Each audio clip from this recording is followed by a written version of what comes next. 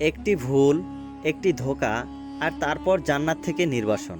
হজরত আদম আলাইহাসাল্লাম ও হাওয়া আলাইহাসাল্লাম জান্নাতের অফুরন্ত নেয়ামত উপভোগ করছিলেন, কিন্তু এক মুহূর্তের সিদ্ধান্ত তাদের জীবন চিরতরে বদলে দিল। শয়তান ইবলিসের চক্রান্তে তারা এমন এক ফাঁদে পা দিলেন যার পরিণতি হলো জান্নাত থেকে নির্বাসন। কিভাবে শয়তান আদম ও হাওয়া আলাইহাসাল্লামকে ধোঁকা দিল, গন্ধম ফল খাওয়ার পর তাদের সঙ্গে কি ঘটল, কেন ময়ূর ও সাপ শাস্তি পেল, আল্লাহ তাআলা তাদেরকে কোথায় পাঠালেন, হজরত আদম আলাইহাসাল্লাম ও হাওয়া আলাইহাসাল্লাম এর হৃদয় বিদারক এই কাহিনীর প্রতিটি মুহূর্তে ভরা রহস্য, শিক্ষা এবং আল্লাহর হিকমা।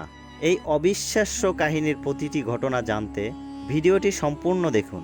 হজরত আদম আলাইহাসাল্লাম যখন গন্ধম ফল খাওয়ার অস্বীকৃতি জানিয়ে হাওয়া আলাইহাসাল্লাম এর সামনে থেকে চলে গেলেন, কিছুক্ষণের মধ্যেই আবার হাওয়া আলাইহাসাল্লাম আদম আলাইহাসাল্লামের সম্মুখে হাজির হলেন। অতঃপর হজরত আদম আলাইহাসাল্লাম হাওয়া আলাইহাসাল্লামকে বললেন, ওহে হাওয়া, তুমি আল্লাহর নির্দেশকে ভয় করো। আল্লাহর নির্দেশ অমান্য করলে আমরা চিরদিনের মতো নাফারমান হিসাবে শাস্তি ভোগ করতে থাকব। বিবি হাওয়া ইবলিস শয়তানের প্ররোচনায় পড়ে এতটাই বিভোর হয়ে গেলেন যে আদম আলাইহাসাল্লামকে বিভিন্নভাবে বোঝাতে লাগলেন। হাওয়া আলাইহাসাল্লাম বললেন, তুমি সঠিক ঘটনাটি কেন অনুধাবন করতে পারছো না? আল্লাহর ফেরেশতা কখনো মিথ্যা কথা বলেন না এবং কখনো মিথ্যা বলতে পারেন না। তিনি আমাকে বারবার কসম করে বলেছেন, তার এই সংবাদ কখনোই মিথ্যা হতে পারে না। তুমি আমার কথা বিশ্বাস করো এবং এই ফলটি ভক্ষণ করো। তখন আদম আলাইহাসাল্লাম বলল, যদি আল্লাহ তাআলা আমাদেরকে পৃথিবীতে নির্বাসন দিতে পছন্দ করেন, আমি তা সদরে গ্রহণ করে নিব, তবুও আল্লাহ তাআলার আদেশের বিরোধিতা আমি করতে পারবো না। অতঃপর হাওয়া আলাইহাসাল্লাম যখন দেখলেন আদম আলাইহাসাল্লাম তার কোনো কথাতেই শুনছেন না, হাওয়া আলাইহাসাল্লাম বললেন, হে আমার প্রাণের স্বামী, আল্লাহ রব্বুল আলামিন পরম দয়ালু, রহমানুর রহিম, তিনি তার বান্দার সকল গুনাহ ক্ষমা করে থাকেন। আমরা এই ফল ভক্ষণ করার পর যদি আল্লাহ তাআলার কাছে এই গুনাহের জন্য ক্ষমা চাই, আল্লাহ তাআলা আমাদেরকে ক্ষমা করে দিবেন। এতে আমরা বেহেশতে চিরস্থায়ী হতে পারবো এবং আল্লাহ তাআলার ক্ষমাও পেয়ে যাব। বিবি হাওয়া আলাইহাসাল্লামের এই কথা শুনে আদম আলাইহাসাল্লাম ভাবলেন, হাওয়া আলাইহাসাল্লাম একেবারেই অযৌক্তিক কথা বলেননি। আর এই ভাবনাই ছিল হজরত আদম আলাইহাসাল্লাম এর সিদ্ধান্তহীনতা।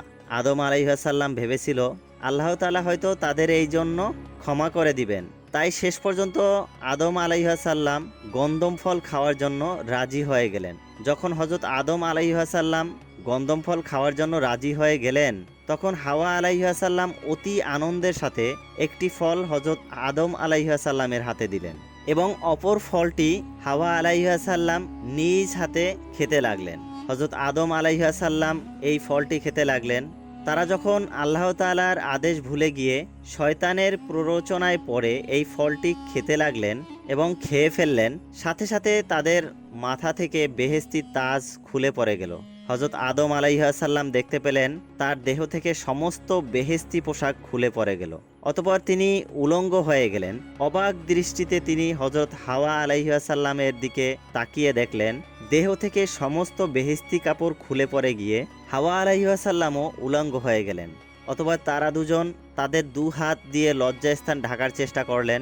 এ সময় মহান আল্লাহ তাআলার পক্ষ থেকে ঘোষণা আসলো, হে আদম ও বিবি হাওয়া, আমি কি তোমাদের গন্ধম গাছের নিকট যাওয়ার জন্য নিষেধ করিনি?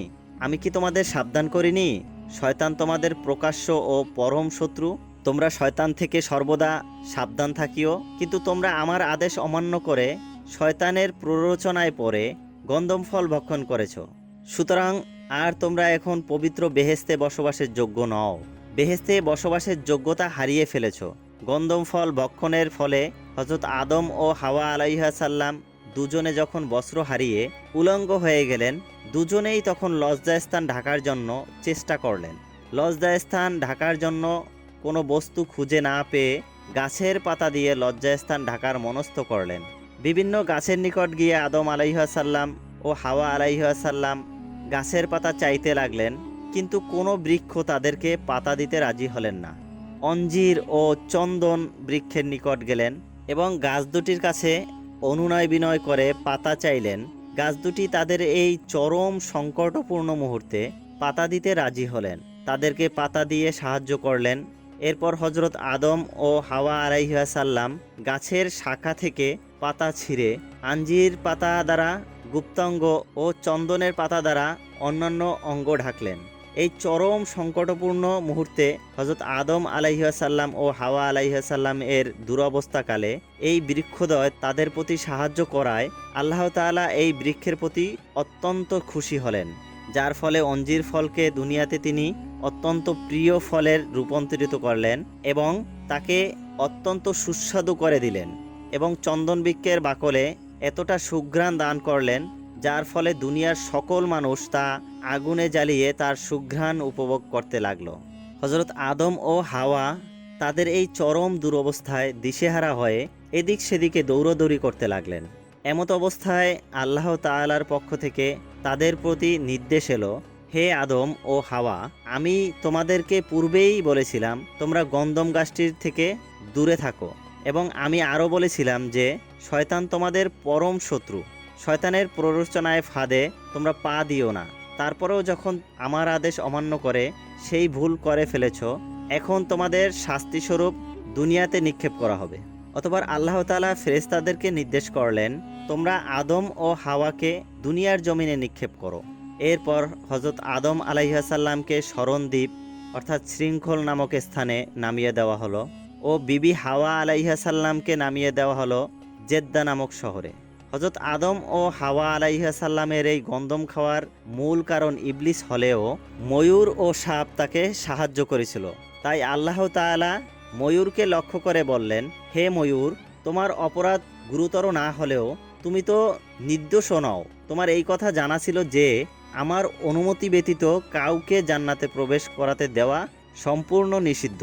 তারপরেও তুমি অপরিচিত এক ব্যক্তিকে জান্নাতে প্রবেশ করাতে সাহায্য করেছো। সুতরাং এই অপরাধের কারণে তোমাকেও কিছু শাস্তি ভোগ করতে হবে। প্রথমত, তোমার স্থান আর বেহেশতের মধ্যে থাকবে না। তোমার দেহের অতুলনীয় সৌন্দর্য অনেকটাই হ্রাস পেয়ে যাবে। তোমার দেহের মধ্যে তোমার পায়ের সৌন্দর্য ছিল সর্বাধিক, তোমার সেই পায়ের সৌন্দর্য নষ্ট করে কুৎসিত করে দেওয়া হবে। অতঃপর আল্লাহর নির্দেশে ফেরেশতারা ময়ূরকে পৃথিবীতে রেখে আসলো। ময়ূরকে শাস্তি দেওয়ার পরে আল্লাহ তাআলা সাপকে লক্ষ্য করে বলল, হে সাপ, আমার সৃষ্টিকুলের মধ্যে তোমাকে সর্বাধিক সৌন্দর্যময় করে সৃষ্টি করা হয়েছিল এবং আমি তোমাকে বেহেশতের এই অন্তিম সুখময় জীবন দান করেছিলাম। কিন্তু তোমাকে এত সুখময় জীবন ও এত মর্যাদা দান করার পরেও তুমি আমার আদেশ অমান্য করেছো এবং আমার অনুমতি ব্যতীত একজন অপরিচিত ব্যক্তিকে জান্নাতে প্রবেশ করার সহযোগিতা করেছো। এই অপরাধের ফলস্বরূপ তোমাকেও শাস্তি ভোগ করতে হবে, তোমাকেও বেহেশত থেকে বের করে দেওয়া হবে, তোমার এই অপরূপ সৌন্দর্য নষ্ট করে দেওয়া হবে এবং তোমাকে কুৎসিত করে দেওয়া হবে। তোমার যে পায়ের দ্বারা ইবলিসকে বেহেশতে প্রবেশ করিয়েছ, তোমার সেই পা নিশ্চিহ্ন করে দেওয়া হবে। আর যে মুখের ভিতর করে তুমি ইবলিসকে বেহেশতে প্রবেশ করিয়েছিলে, তোমার সেই মুখে সুগন্ধির বিনিময়ে তীব্র বিষ রেখে দেওয়া হবে। এর ফলে মানব সন্তান তোমাকে দেখা মাত্রই হত্যা করবে। অতঃপর আল্লাহর নির্দেশে ফেরেশতাগণ সাপকেও বেহেশত থেকে বহিষ্কৃত করে দুনিয়ায় রেখে আসলেন। এরপর আল্লাহ তাআলা ইবলিস শয়তানকে লক্ষ্য করে বললেন, আমার আদেশ অমান্য করার জন্য আমি তোমাকে পূর্বেই বেহেশত থেকে বহিষ্কার করেছিলাম।